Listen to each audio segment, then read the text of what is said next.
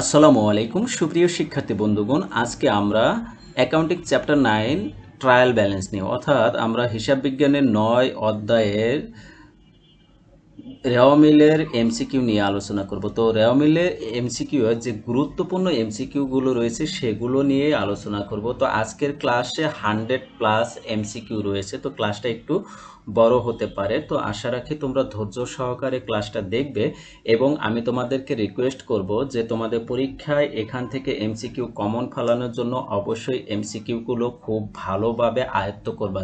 দরকার হলে ভিডিওটা থামায় থামায় দেখবা বা ভিডিওটা বারবার বা দুবার তিনবার দেখে নিবা, ঠিক আছে? আর তোমাদের সাথে আরেকটা রিকোয়েস্ট করব যে তোমরা অবশ্যই চ্যানেলটাকে সাবস্ক্রাইব করে রাখবা আর তোমাদের বন্ধুদের সাথে শেয়ার করে দেবা, ঠিক আছে? তো দেখো কি বলা আছে, অশুদ্ধ রেওয়ামিল শুদ্ধ করার প্রথম পদক্ষেপ কোনটি? যোগফল পরীক্ষা করতে হবে। প্রথম পদক্ষেপ হলো যোগফল দেখতে হবে, আগে ক্যালকুলেশন ঠিক আছে কিনা এটা দেখতে হবে। যন্ত্রপাতি হিসাবে সংস্থাপন ব্যয় ডেবিট না করে ভুলবশত কারণে সেটা মেরামত হিসাবকে ডেবিট করা হয়েছে। তো মেরামত হিসাব একটা ব্যয় আর যন্ত্রপাতি হিসাব হলো সম্পদ, তাইলে সম্পদ হিসাবটা মুনাফা জাতীয় আর ব্যয় হিসাবগুলো সম্পদ হিসাবটা হলো মূলধন জাতীয় আর ব্যয় হিসাব হলো মুনাফা জাতীয়। তো মূলধন জাতীয় হিসাবকে মুনাফা জাতীয় হিসাব বা মুনাফা জাতীয় হিসাবকে মূলধন জাতীয় হিসাব করাকে বলা হয় নীতিগত ভুল। আমরা জানি রেওয়ামিলে কয়েকটা ভুল রয়েছে, লেখার ভুল, বাদ পড়ার ভুল, নীতিগত ভুল, পরিপূরক ভুল, বেদাখিলার ভুল, ঠিক আছে? এই ভুলগুলো রয়েছে। তো এর মধ্যে নীতিগত ভুলটা হলো বেশি আসে এটা। আর তোমার এটাতে কিওয়ার্ডটা জেনে রাখবা যে মুনাফা জাতীয় হিসাবকে মূলধন জাতীয় হিসাব বা মূলধন জাতীয় হিসাবকে মুনাফা জাতীয় হিসাবে লিখলে নীতিগত ভুল হয়ে যায়। কখন রেওয়ামিল প্রস্তুত করা হয়? রেওয়ামিল প্রস্তুত করা হয় খতিয়ানের পরে। রেওয়ামিল তৈরির মুখ্য উদ্দেশ্য কি? গাণিতিক শুদ্ধতা যাচাই করা। ফারিয়া এন্টারপ্রাইজের হিসাবরক্ষক যন্ত্রপাতি সংস্থাপন ব্যয় যন্ত্রপাতি হিসাবে ডেবিট না করে মজুরি হিসাবে ডেবিট করেছে, তাহলে যন্ত্রপাতি হিসাবে ডেবিট না করে নীতিগত ভুল। কোনটি রেওয়ামিলে অন্তর্ভুক্ত হয়? প্রারম্ভিক মজুত পণ্য রেওয়ামিলে অন্তর্ভুক্ত হয়। সমাপনী মজুত পণ্য হয় না, প্রারম্ভিক হাতে নগদ হয় না, প্রারম্ভিক ব্যাংক জমা হয় না। অর্থাৎ শুধু প্রারম্ভিক মজুত পণ্যটাই হয়, আর কোনো প্রারম্ভিক হিসাব রেওয়ামিলে অন্তর্ভুক্ত হবে না, সবগুলো সমাপনীতে হবে। আবার সমাপনী মজুত পণ্য রেওয়ামিলে অন্তর্ভুক্ত হবে না। রেওয়ামিল প্রস্তুতির উদ্দেশ্য হলো গাণিতিক শুদ্ধতা যাচাই করা। রেওয়ামিলে অন্তর্ভুক্ত হবে প্রারম্ভিক মজুত পণ্য, ঠিক আছে? কিন্তু ওই যে আগেরটার মতোই। রেওয়ামিল অনিশ্চিত হিসাব নির্দেশ করে ডেবিট এবং ক্রেডিট কলামের পার্থক্য। অনিশ্চিত হিসাবটা ডেবিট এবং ক্রেডিট কলামের পার্থক্য নির্দেশ করবে। কোনটি রেওয়ামিলের ডেবিট দিকে বসে? বিনিয়োগের অনাদায়ী সুদ। আয়ের বকেয়াটা ডেবিট দিকে বসবে আর ব্যয়ের বকেয়াটা ক্রেডিট দিকে বসবে। আয়ের অগ্রিম ডেবিট দিকে আয়ের অগ্রিম ক্রেডিট দিকে, ব্যয়ের অগ্রিম ডেবিট দিকে। বুঝতে পারছো? সাধারণত কোনটি রেওয়ামিলে লেখা হয়? প্রারম্ভিক মজুত পণ্য লেখা হয়। সাধারণত রেওয়ামিলে আসে না, রেওয়ামিলে আসে না সম্ভাব্য দায় ও সম্পদ, হ্যাঁ। সমাপনী মজুত পণ্য, প্রারম্ভিক ব্যাংক জমা, 1 2 তিনটাই আসবে না। সঠিক আর্থিক বিবরণী তৈরির পূর্বে প্রস্তুত করতে হবে, অবশ্যই রেওয়ামিল প্রস্তুত করতে হবে, ঠিক আছে? রেওয়ামিলে অন্তর্ভুক্ত হয় সম্পদ হিসাব, দায় হিসাব, আয় হিসাব, সবগুলোই। রেওয়ামিলে অনিশ্চিত হিসাব নির্দেশ করে ডেবিট উদ্বৃত্ত, ক্রেডিট উদ্বৃত্ত। ডেবিট ও ক্রেডিট দিকের পার্থক্য, ডেবিট এবং ক্রেডিট দিকের পার্থক্য, এটা উদ্বৃত্ত উল্লেখ করে না, ঠিক আছে? রেওয়ামিলে ক্রেডিট দিকে লিপিবদ্ধ হবে উত্তোলন ডেবিট দিকে হয়, ক্রেডিট দিকে হবে না, তাহলে এটা বাদ। উত্তোলন মূলধন ক্রেডিট দিকে, ক্রয় ফেরত ক্রেডিট দিকে, তাহলে 2 3 হবে। রেওয়ামিলে অন্তর্ভুক্ত হবে না সমাপনী সম্পদ অন্তর্ভুক্ত হয়, কিন্তু সম্ভাব্য সম্পদ হয় না। আর সাধারণ সঞ্চিতিও হয় অন্তর্ভুক্ত, তাহলে শুধু সম্ভাব্য সঞ্চিতি। একটা অঙ্ক দেওয়া আছে, দেখো। জনাব সাদেক একজন ব্যবসায়ী, তিনি 2500 টাকা অগ্রিম ভাড়া প্রদান করেন, কিন্তু তার ব্যবসায়ে বকেয়া বেতন 3000 টাকা। প্রারম্ভিক মজুত পণ্য 500 টাকা এবং সমাপনী মজুত পণ্য 5000 টাকা। রেওয়ামিলের যোগফল কত হবে? তো রেওয়ামিলের যোগফল কত হবে? তো অগ্রিম ভাড়া ডেবিট আর বকেয়া বেতন ক্রেডিট, প্রারম্ভিক মজুত ডেবিট। তো দেখো, অগ্রিম ভাড়া ডেবিট আর প্রারম্ভিক মজুত পণ্য ডেবিট, তাহলে 2500 আর 500 যোগ করলে 3000 হয়। আর বকেয়া বেতন ক্রেডিট, তাহলে 3000 টাকা, তাহলে দুই পাশে যোগফল মিলে গেছে 3000 টাকা। কিন্তু সমাপনী মজুত পণ্য তো হবে না, হিসাবভুক্ত হয় না, তাহলে যোগফল হবে এটা 3000 টাকা। এটা অ্যান্সার হবে কত? 3000 টাকা। বকেয়া বেতন কি ধরনের হিসাব? দায় হিসাব। রেওয়ামিল প্রস্তুতির উদ্দেশ্য হলো গাণিতিক শুদ্ধতা যাচাই করা। রেওয়ামিলের ডেবিট দিকে যোগফল হবে, ডেবিট দিকে মূলধন হয় না, উত্তোলন হয়, বিক্রয় ফেরত হয়, তাহলে 2 3। রেওয়ামিলে অন্তর্ভুক্ত হবে প্রারম্ভিক মজুত পণ্য, হ্যাঁ। প্রারম্ভিক হাতে নগদ না, সমাপনী নগদ তহবিল, হ্যাঁ, তাহলে 1 3 হবে, ঠিক আছে? কোনটি অন্য তিনটি হতে ভিন্ন? দেখো শিক্ষানবিশ ভাতা এটা ব্যয়, বীমা সালামি এটাও ব্যয়, খাজনাও করে এটাও ব্যয়, কিন্তু শিক্ষানবিশ সালামি এটা হলো আয়, এটা অন্য তিনটি থেকে ভিন্ন। রেওয়া মিলে একটি হিসাবে ডেবিট যে 130 টাকা ভুলে ক্রেডিট কলামে লেখা হয়েছে, অন্য সবকিছু ঠিক থাকলে রেওয়া মিলে দুই পাশে পার্থক্য কত হবে? খেয়াল করো, তোমার এই টাকাটা ডেবিট পাশে 130 টাকা লেখার কথা ছিল, তুমি ওই 130 টাকা ডেবিট পাশে লেখো নাই, না লিখে তুমি ডেবিট পাশে অলরেডি 130 টাকা কম হয়ে গেছো, কম করে ফেলছো, কিন্তু আবার কি করছো, এই টাকাটাই তুমি আবার ক্রেডিট পাশে লিখে ফেলছো। তাহলে ক্রেডিট পাশে এমনি তুমি যখন ডেবিট পাশে লেখো নাই তখন ক্রেডিট পাশ থেকে ডেবিট পাশে 130 টাকা কম হয়ে গেছে, কিন্তু এই টাকাটা আবার ক্রেডিট পাশে লিখছো, ক্রেডিট পাশে আরও 130 টাকা বাড়াই ফেলছো, তাহলে এই 130 টাকা কম পড়লো আর ক্রেডিট পাশে আরও 130 টাকা বাড়াইলা, তাহলে ইন টোটালি 260 টাকা তোমার পার্থক্য হয়ে গেল। বুঝতে পারছো? আমি আবার বলি, ডেবিট দিকে লান রেখে ভুল করছো, এর জন্য ক্রেডিট পাশে 130 টাকা বেড়ে গেছে, আবার তুমি ক্রেডিট পাশেই এই টাকাটা লিখছো, আরও 130 টাকা বাড়ছে, তাহলে 260 টাকা। বুঝতে পারছো? অনিশ্চিত হিসাব রেওয়া মিলের ডেবিট উদ্বৃত্ত প্রকাশ করে সাময়িকভাবে লেখা হয়, এটা 3 নাম্বার হবে। ডেবিট ও ক্রেডিট কলামের পার্থক্য নির্দেশ করে, সাময়িকভাবে লেখা হয়, ঠিক আছে, সাময়িকভাবে লেখা হয় এবং ডেবিট এবং ক্রেডিট কলামের পার্থক্য নির্দেশ করে। আসবাবপত্র বিক্রয় 5000 টাকা বিক্রয় হিসেবে ক্রেডিট করা হয়েছে, নীতিগত ভুল, আসবাবপত্র হিসেবে ক্রেডিট করতে হবে। নিম্নে কোন ভুলটির কারণে রেওয়া মিলে উভয় দিক মিলে যাবে? আসবাবপত্র ক্রয় করে ক্রয় হিসেবে ডেবিট করলে মিলে যাবে, ঠিক আছে, এটা নীতিগত ভুল, নীতিগত ভুলের কারণে মিলে যায়। বেতন হিসাবকে 5000 টাকার 2500 টাকার পরিবর্তে 2000 টাকা ডেবিট এবং বিক্রয় হিসাবকে 3000 টাকার 5000 টাকার পরিবর্তে 4500 টাকা ক্রেডিট করা হয়েছে, তাহলে এখানে 500 টাকা কম লেখছে ডেবিট পাশে আর ক্রেডিট পাশেও 500 টাকা কম লেখছে, তাহলে উভয় পাশে কম হয়ে গেছে, তাহলে রেওয়া মিল মিলবে, কিন্তু একটা ভুলের কারণে আরেকটা ভুল যদি মিলে যায় তাহলে সেটাকে পরিপূরক ভুল বলে। বুঝতে পারছো? অনিশ্চিত হিসাবের প্রভাবে পড়বে, তাহলে অনিশ্চিত হিসাবে প্রভাব পড়বে আসবাবপত্র ক্রয় 45,000 টাকা ক্রয় হিসাবে ডেবিট করলে না, পণ্য ক্রয় 10,000 টাকা ক্রয় হিসাবে ডেবিট করলে না, আসবাবপত্র মেরামত 2000 টাকা আসবাবপত্র হিসাবে ডেবিট করলে, তাহলে অনিশ্চিত হিসাবে প্রভাব পড়বে এখানে কি? এটা আসলে এখানে কিন্তু 3টে অপশনই কিন্তু ঠিক আছে, এগুলোতে অনিশ্চিত হিসাবের প্রভাব পড়বে না, তাহলে এখানে অ্যান্সার নেই, সঠিক অ্যান্সার নেই। এখানে একটা আমরা দ্রষ্টব্য দিয়ে রাখছি, এটা কি দেওয়া আছে দেখো একটু। সঠিক উত্তর হবে 2, কারণ এর জন্য ডেবিট দিকে 20,000 টাকা কম হবে, তাই দেখো পণ্য ক্রয় 10,000 টাকা ক্রেডিট হিসাবে লেখা হয়েছে, ও ক্রেডিট হিসাবে লিখছি আমরা, সরি এটা পুরোটুকু পড়ি নেই, তাহলে পণ্য ক্রয় ডেবিটে লেখা লাগতো, ডেবিটে না লিখে ভুল করছি, ক্রেডিট থেকে এমনি 10,000 টাকা কম, আবার ক্রেডিট পাশে লিখছে, আরও ক্রেডিট পাশে আরও 10,000 টাকা বাড়া দিচ্ছে, তাহলে 20,000 টাকা, তাহলে 20,000 টাকা বেশি করে দিলাম, এই জন্য অনিশ্চিত হিসাব 20,000 টাকা আসবে, ঠিক আছে, এটা অ্যান্সার হবে শুধু 2, কিন্তু শুধু 2 অপশনে নাই। বুঝতে পারছো? রেওয়া মিলে খতিয়ান হিসাবগুলো উদ্বৃত্ত কয় ভাগে বিভক্ত করা হয়? 2 ভাগে। খতিয়ানের হিসাবগুলো গাণিতিক নির্ভুলতা যাচাই করার জন্য কি তৈরি করা হয়? রেওয়া মিল তৈরি করা হয়। রেওয়া মিল কি? খতিয়ানের উদ্বৃত্ত সমূহের তালিকা। বুঝতে পারছো? খতিয়ান উদ্বৃত্ত সমূহের তালিকা। রেওয়া মিলের ডেবিট কলামের যোগফল সর্বদা ক্রেডিট কলামের যোগফলের কিরূপ হবে? সমান হবে। রেওয়া মিল কয়টি উদ্দেশ্য প্রস্তুত করা হয়? 6টি উদ্দেশ্য। রেওয়া মিলের সাথে গভীর সম্পর্ক রয়েছে আর্থিক বিবরণী। জাবেদা ও খতিয়ানের ত্রুটি সংশোধিত হয় কিভাবে? রেওয়া মিলের সাহায্যে। ঠিক আছে, রেওয়া মিলের সাহায্যে। খতিয়ানের সকল জের একসাথে থাকে বলে আর্থিক বিবরণী প্রস্তুতের সময় কম লাগে ও শ্রমের অবচয় হয়, এটি রেওয়া মিলের কি উদ্দেশ্য? কোনটি লিপিবদ্ধে রেওয়া মিলের সতর্কতা অবলম্বন আবশ্যক? মজুত পণ্য। ঠিক আছে, ক্রয় মূল্য এবং বিক্রয় মূল্য দুইটার মধ্যে যেটা কম হবে সেটা লিপিবদ্ধ করতে হবে।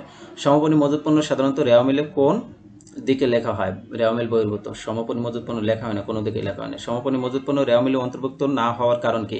এটি প্রারম্ভিক মজুত পণ্য ও পণ্য ক্রয়ে অন্তর্ভুক্ত থাকে। বুঝতে পারছো?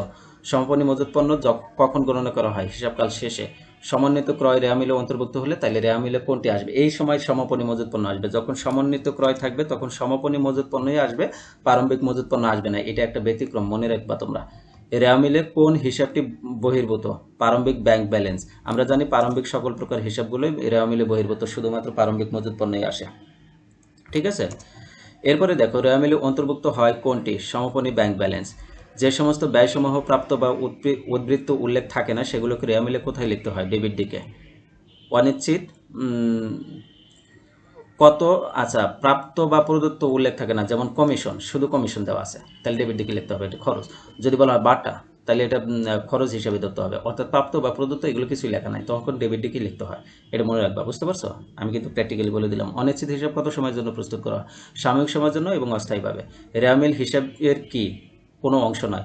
রেয়ামিল হিসাবের কোনো অংশ নয়, যেহেতু রেয়ামিল কি নেই, স্বীকৃত কোনো শখ নেই। ঠিক আছে, এটা একটা ইংরেজি শব্দ, ইংরেজি ভার্সন আমরা করে ফেলি, একটু দেখি কি লেখা আছে এখানে। আচ্ছা, এখানে বলা আছে IAS, আইএএসসি, international accounting standard board. ঠিক আছে, ইন্টারন্যাশনাল অ্যাকাউন্টিং স্ট্যান্ডার্ড বোর্ড। আমরা এগুলো সবগুলোর একটু ইংলিশ ভার্সন করে দিই। ঠিক আছে, তাহলে ক খ কিন্তু চেঞ্জ হয়ে যাবে, তোমরা একটু বুঝে নিও, আমি তো কারেকশন করার সময় পাচ্ছি না। ঠিক আছে, ইন্টারন্যাশনাল অ্যাকাউন্টিং স্ট্যান্ডার্ড বোর্ড, এটা খ অ্যান্সার হবে।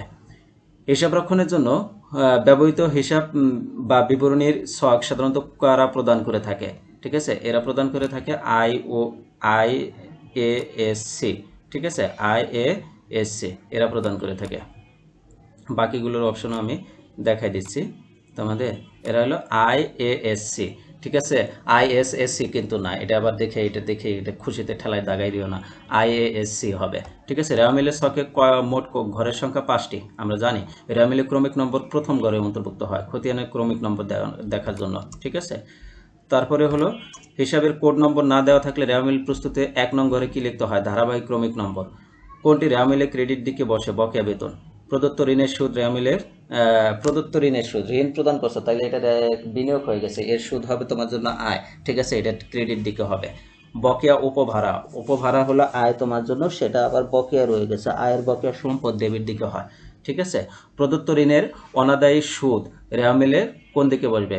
ঋণের সুদ, প্রদত্ত ঋণ প্রদান করছো, তার সুদটা এখনো অনাদায়ী রয়ে গেছে। ঠিক আছে, মানে বকেয়া রয়ে গেছে, এটা আয় তোমার জন্য, আয়ের বকেয়াটা ডেবিট হয়, সম্পদ হিসেবে কাউন্ট করা হয়। অগ্রিম মজুরি রেওয়ামিলে কোনটি ডেবিট দিকে বসবে? সকল প্রকার খরচ ডেবিট, তার অগ্রিমও ডেবিট। সকল প্রকার আয় ক্রেডিট, তার অগ্রিমও ক্রেডিট। অর্থাৎ অগ্রিমের সম্পর্ক সাধারণ ধর্মের সাথে থাকবে, আর বকেয়ার সম্পর্ক সাধারণ ধর্মের বিপরীত হবে। যেমন খরচের সাধারণ ধর্ম কি? ডেবিট, আর তাইলে অগ্রিমটাও ডেবিটে হবে, অগ্রিম খরচ ডেবিট হবে।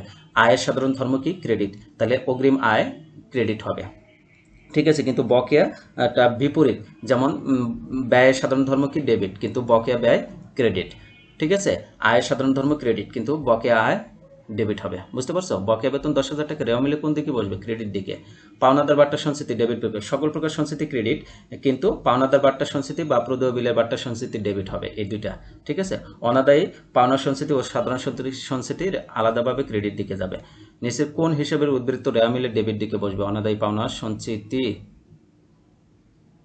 অনাদায়ী পাওনা, অগ্রিম প্রাপ্ত আয়, সাধারণ সঞ্চিতি, পাওনাদার বাট্টা সঞ্চিতি। ঠিক আছে, অনাদায়ী পাওনা বাট্টা সঞ্চিতি না, পাওনাদার বাট্টা সঞ্চিতি। ঠিক আছে, এটা পাওনাদার বাট্টা সঞ্চিতি হবে, পাওনা বাট্টা সঞ্চিতিও হবে না, এটা পাওনাদার বাট্টা সঞ্চিতি হবে। আচ্ছা, এখানে পাওনাদার হবে। ঠিক আছে, তো এটা হবে অ্যান্সার। ওকে, নিচের কোনটি রেওয়ামিলে ক্রেডিট দিকে লেখা হয় না? পাওনাদার বাট্টা সঞ্চিতি, পাওনাদার বাট্টা সঞ্চিতি ডেবিট দিকে লেখা হয়। 135 টাকা পাওনাদারের পরিমাণ। আচ্ছা, এটা কি প্রশ্ন নাম্বার ছিল?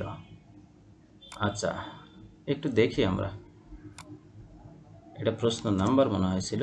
পাওনাদারের পরিমাণ 20,000 টাকা এবং বাট্টা সঞ্চিতি রাখতে বলা হয়েছে 2%। এক্ষেত্রে পাওনাদারের বাট্টা সঞ্চিতি কত টাকা হবে এবং রেওয়ামিলে কোথায় বসবে? তাহলে 20,000 টাকা 2% কত হবে? 400 টাকা হবে। তাহলে পাওনাদার বাট্টা সঞ্চিতি ডেবিট দিকে বসে 400 টাকা।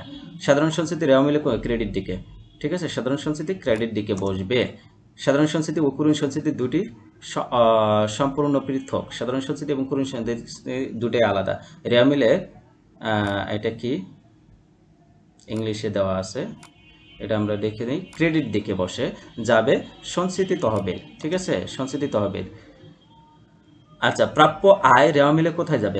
প্রাপ্য আয় মানে এখন আয়টা আদায় করা হয় না, বকেয়া রয়ে গেছে, তাহলে ডেবিট দিকে। যে সমস্ত ভুল রেওয়ামিলে ধরা পড়ে তাদেরকে প্রধানত 2 ভাগে ভাগ করা যায়, করণিক ভুলকে 4 ভাগে ভাগ করা যায়। ঠিক আছে, 2 ভাগে করণিক ভুল আর নীতিগত ভুল। তো করণিক ভুলকে আবার 4 ভাগে ভাগ করা যায়, যেমন বাদ পড়া ভুল, লেখার ভুল, পরিপূরক ভুল, বেদাখিলার ভুল। ঠিক আছে, কোন ভুলকে করণিক ভুল বলা হয় না? নীতিগত ভুল। নীতিগত ভুল এটা করণিক ভুল না, এটা আলাদা একটা পদ। লেনদেন সংগঠিত হওয়া সত্ত্বেও উহা প্রাথমিক হিসেবে বইয়ে লেখা না হলে যে ভুল হয় তাকে বলা হয় বাদ পড়ার ভুল।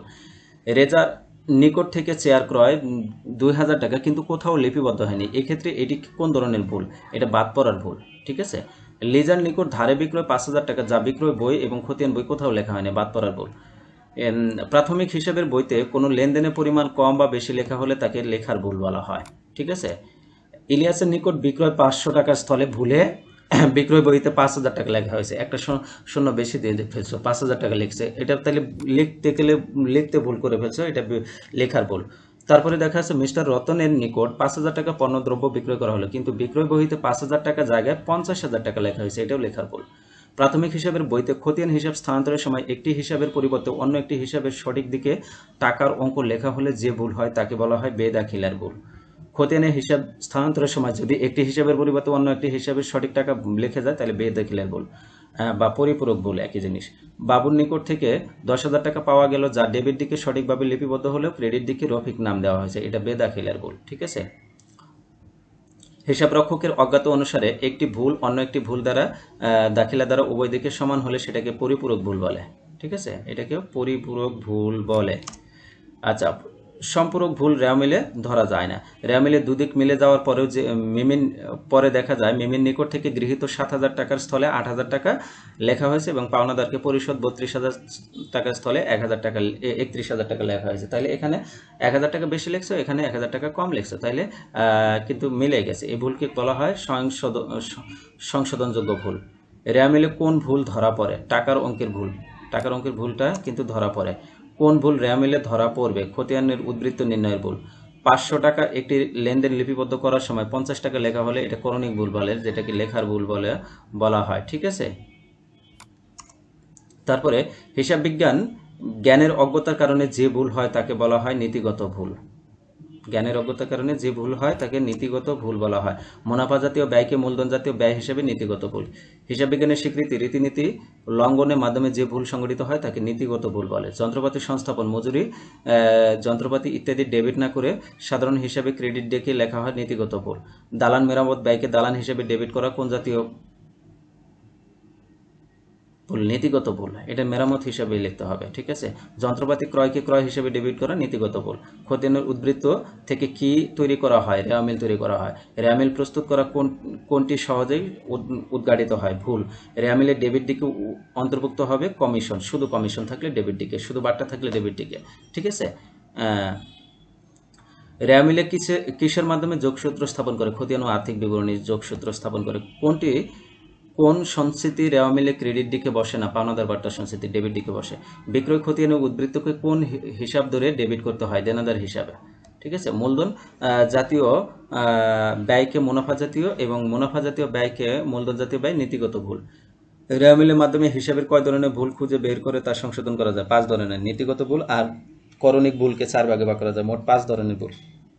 ঠিক আছে। অনিশ্চিত হিসাব কোন জাতীয় হিসাব? অস্থায়ী হিসাব। কোনটি অন্য 3টি হতে ভিন্ন? শিক্ষানবিশ, বাতাস, সেলামি, খাজনা কর এগুলো খরচ, কিন্তু শিক্ষানবিশ সেলামি হলো আয়। রেওয়া মিলে কখন তৈরি করা হয়? নির্দিষ্ট হিসাবকাল শেষে। সকল প্রকার খরচ রেওয়া মিলে কোন ঘরে বসবে? ডেবিট দিকে। প্রাপ্য আয় এটার সম্পদ হিসেবে ব্যবহৃত হয়, তাহলে ডেবিট করে। রেওয়া মিলে উভয় দিকে যোগফল সমান না হওয়ার পূর্ব শর্ত হলো জাবেদা ও খতিয়ানের হিসাব সময় গাণিতিক হারে নির্ভুলভাবে করা। কোনটি হিসাব ব্যবস্থার অঙ্গ নয়? রেওয়া মিল। রেওয়া মিল কিন্তু হিসাব ব্যবস্থার কোনো অঙ্গ নয়। ঠিক আছে। কোনো প্রতিষ্ঠানে রেওয়া মিলের ডেবিট দিকে 5,000 টাকা, ক্রেডিট দিকে 4,800 টাকা আছে, তাহলে অনিশ্চিত হিসাব হবে 200 টাকা। ঠিক আছে। অনিশ্চিত হিসাব কত হবে? 200 টাকা হবে। দালান মেরামত ব্যয়কে দালান হিসেবে ডেবিট করা নীতিগত ভুল। সাধারণত কয়টি কারণে নীতিগত ভুল হয়ে থাকে? 2টি কারণে। মূলধন জাতীয় আয়কে মুনাফা জাতীয় ব্যয় এবং মুনাফা জাতীয় ব্যয়কে মূলধন জাতীয় খরচে লেখা। ঠিক আছে। 30 জুন 2018 তারিখে একটি রেওয়া মিলে অগ্রিম ভাড়া 3,000 টাকা, এটা ইংরেজিতে কি আছে দেখি একটু, ইংরেজিতে লেখা, ক্রেডিট করা হয়েছে। ঠিক আছে। বহি ফেরত 1,800 টাকা ডেবিট করা হয়েছে, এটা ডেবিট হবে। ঠিক আছে। এখানে ইংরেজিতে লিখছে আবার কেন? আচ্ছা, ডেবিট করা হয়েছে। তাইলে অন্যান্য সকল হিসাব সঠিক থাকলে রেওয়া মিলটি উভয় দিকে পার্থক্যের পরিমাণ কত হবে? তাইলে দেখো কি করা হয়েছে, অগ্রিম ভাড়া, রেওয়া মিল অগ্রিম ভাড়া তো ডেবিট হবে না, ডেবিট হবে, ক্রেডিট তো হবে না, তাই না? তাইলে এটা ক্রেডিট করে ফেলছে, ভুল করে ফেলছে। তারপরে বহি ফেরত মানে ক্রয় ফেরত, ক্রয় ফেরত তো কি হয়? ক্রেডিট হয়, ডেবিট হওয়ার কথা না, এটা ভুল করে ফেলছে। তাহলে অন্যান্য হিসাব রেওয়া মিলে ঠিক লাগলে উভয় দিকে পার্থক্য কত হবে? এইটা ডেবিটে লেখার কথা ছিল, ক্রেডিটে লেখছে, আর এটা ক্রেডিটে লেখার কথা ছিল, এটা ডেবিটে লেখছে। তাইলে ডেবিটে এদিকে 3000 টাকা কম লেখছে, আবার এদিকে 1800 টাকা বেশি লিখে ফেলছে। তাইলে এই দুইটার পার্থক্য হবে, এই দুইটার পার্থক্য কত হবে? সরি, দেখো তুমি যখন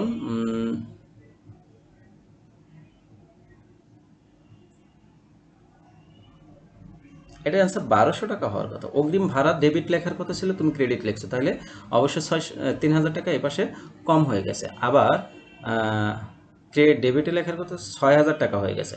না সরি, এই দুইটাই ডাবল করতে হবে, তাহলে 3000কে ডাবল করবা।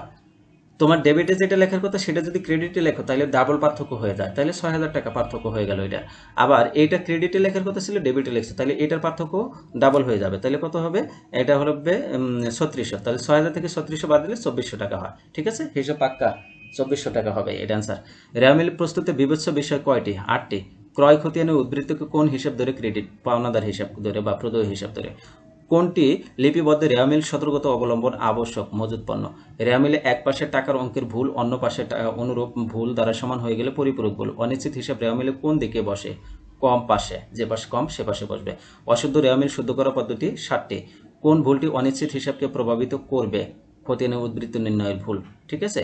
বিনিয়োগের সুদ প্রাপ্তি 6000 টাকা, ঋণের সুদ বকেয়া 3200 টাকা, অগ্রিম প্রাপ্ত কমিশন 2300 টাকা, মূলধন বা 1,20,000 টাকা, মেশিন ও যন্ত্রপাতির 71,500, ক্রয় 27,400, পাওনাদার বাট্টা সংস্থি 700 টাকা হলে অনিশ্চিত হিসাবে কত টাকা বসবে? তাইলে আমরা একটু হিসাব করে নিই। বিনিয়োগের সুদ প্রাপ্তি আয়, এটা ক্রেডিটে যাবে। ঋণের সুদ বকেয়া রয়েছে, তাইলে ঋণের সুদ বকেয়া রয়েছে, এটাও দায়, এটা ক্রেডিট দিকে যাবে।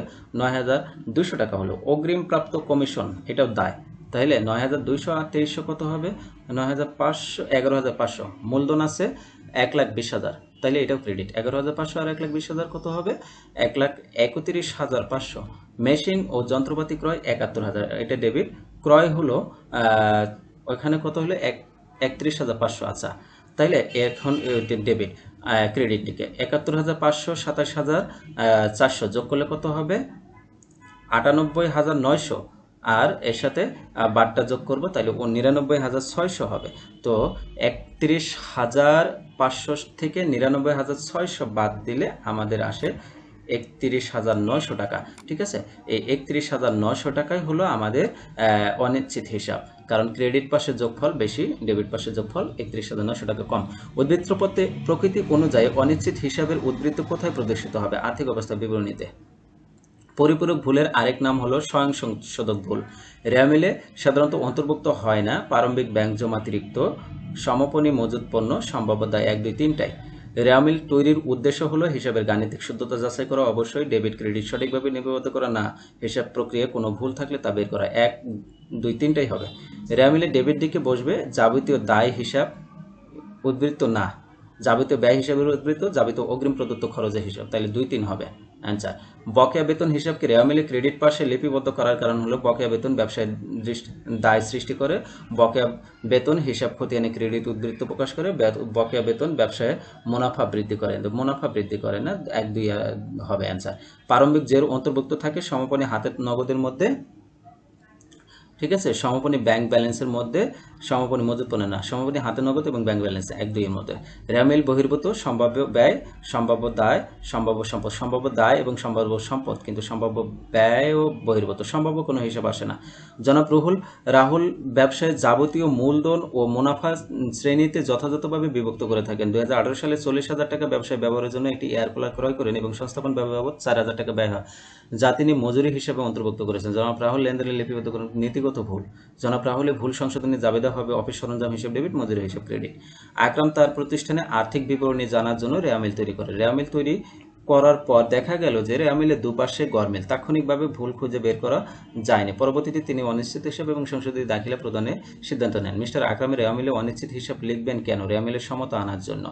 ঠিক আছে, মিস্টার আকরামের রেওয়ামিলে মূলধন হিসাবের উদ্বৃত্ত না থাকলে অনিশ্চিত হিসাবের পরিবর্তে কি লিখতে হতো? মূলধন হিসাব। ঠিক আছে, রাশেদা অ্যান্ড সন্স এর হিসাব রক্ষক তা তৈরিকৃত রেওয়ামিল মাল ক্রয় 50,000 টাকা, স্থলে 45,000 টাকা এবং মাল বিক্রয়ের ক্ষেত্রে 65,000 টাকা, 30,000 টাকা, স্থলে 30,000 টাকা লিপিবদ্ধ করায় ভুল থাকা সত্ত্বেও রেওয়ামিল মিলে গেছে। পরিপূরক ভুল। ঠিক আছে। রাশেদা ইন্স্যুরেন্সের ভুলের পরিমাণ কত? 5,000 টাকা। তো এইটাই ছিল আজকের ক্লাসে আলোচনার বিষয়। পরবর্তী ক্লাসে আমরা আর্থিক অবস্থার বিবরণীর উপর এমসিকিউ নিয়ে আলোচনা করব। তো আশা রাখি তোমরা অবশ্যই অপেক্ষা করবে আর তোমাদের বন্ধুদের সাথে শেয়ার করে দিবে, আর তোমরা ভালোভাবে পড়াশোনা করবে। তোমাদের সুস্থতা কামনা করছি। আল্লাহ হাফেজ।